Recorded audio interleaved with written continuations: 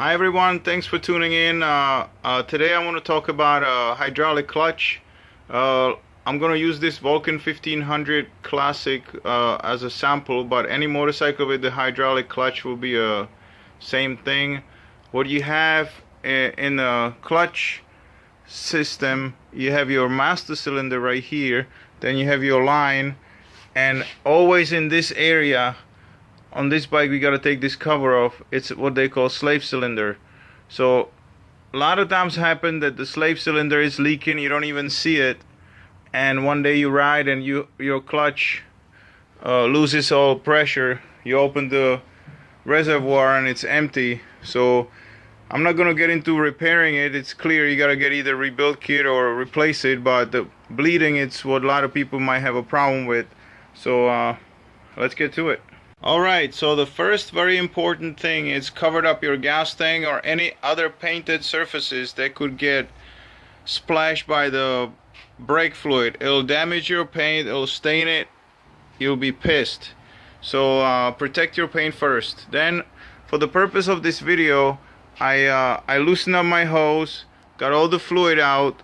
So right now, as you can tell, I got nothing. There's no fluid, it's full of air. So I'm going to show you how to bleed the system. Okay, what we're going to use, it's a .4.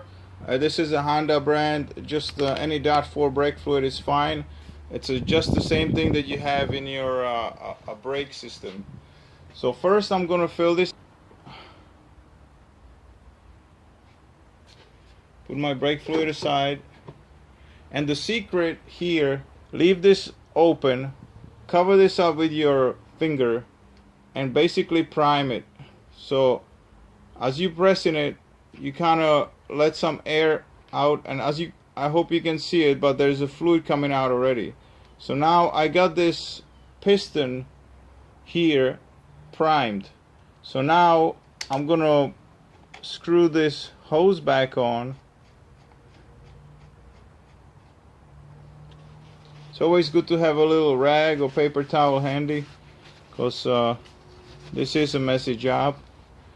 I'm gonna tighten up my banjo bolt. Gonna use this rag to catch some of the fluid, and now I'm gonna press it a couple times.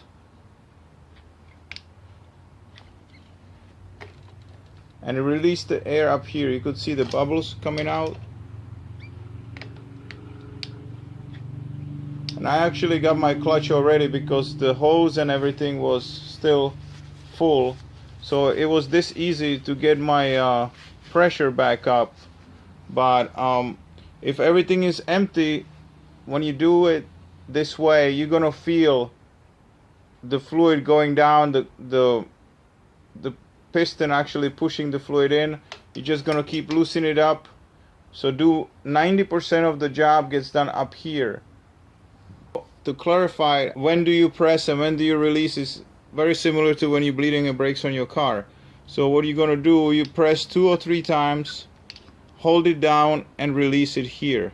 And then when you get pretty close that this starts already feeling spongy, but it might not be where it needs to be, you gotta go down to the slave cylinder and open the bleeder bolt on the slave cylinder. Same way, you press this 2-3 times and open the lower bleeder bolt on the slave cylinder, and that's all you got to do. There might be a little bit air trapped down there, but all of the air wants to come up. So 90% of the time, all you got to mess with is up here. Since I'm using this VULCAN 1500 as a sample, I might as well explain how you get to the slave cylinder on this bike.